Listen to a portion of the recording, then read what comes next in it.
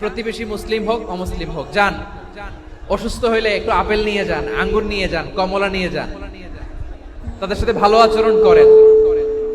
ইসলামের বিউটি দেখে, সৌন্দর্য দেখে অবাক হবে, নসিব ভালো হলে কোনোদিন কালিমা পড়ে মুসলমান হয়ে যাবে। তাহলে অমুসলিমের সাথে ভালো সম্পর্ক। বিশ্বনবী ইহুদির বাড়িতে গেলেন, ইহুদির বাড়ি, আর আমার মুসলমান ভাই আমার কাফের বলে, এরকম আছে না নাই?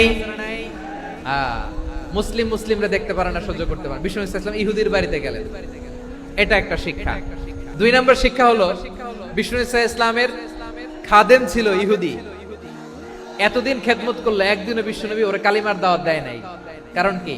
বিশ্বনবী একটা ভালো সময়ের অপেক্ষা করতেছিলেন, প্রপার টাইমিং। দাঈর কাজ হচ্ছে দাঈ ইলাল্লাহ, সে হচ্ছে সুযোগ সন্ধানী। দাঈ সুযোগ খোঁজে, কখন দাওয়া দিলে ব্যাটে বলে হবে, ঝোপ বুঝে কোপ মারে, ঠিক কিনা বলেন? বিষ্ণু সাল্লাল্লাহু আলাইহি ওয়াসাল্লাম ভালো সময়ের অপেক্ষা করতেছিলেন, দেখি ভালো সময় আসুক আসুক আসুক আসুক। আস্তে আস্তে এমন সময় আসছে, ছেলে এবার মুমূর্ষ।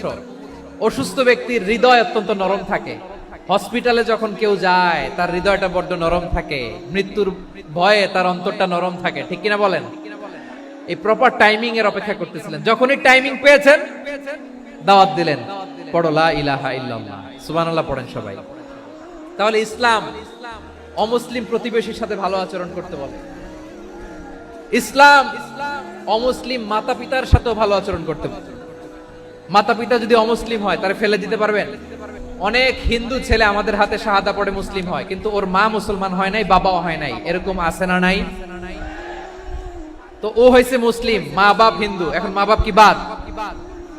হ্যাঁ, মা বাপ বাদ দেয়া যাবে?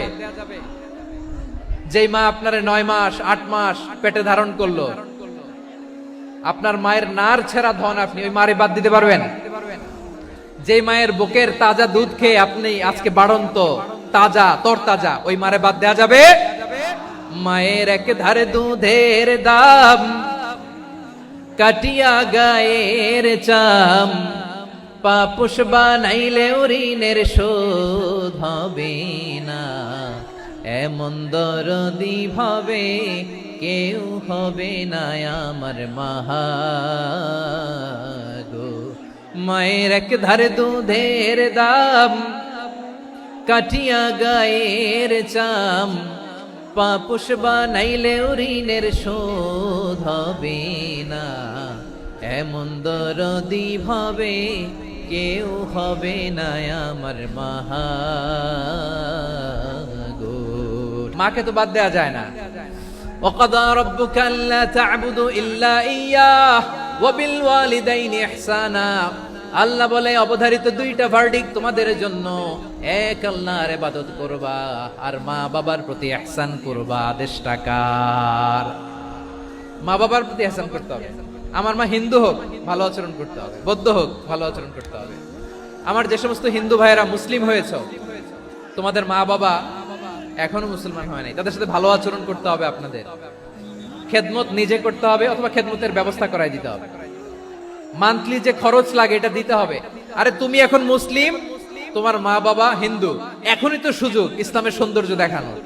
এখন মা বাবা যদি দেখে আরে এটা হিন্দু থাকতে তো বদমাইশ ছিল, বেয়াদব ছিল, কি এমন ধর্ম সে গ্রহণ করলো যেটা গ্রহণের সাথে সাথে সে পাল্টে গেল, নসিব ভালো হইলে তারাও কালিমা পড়ে মুসলমান হয়ে যাবে।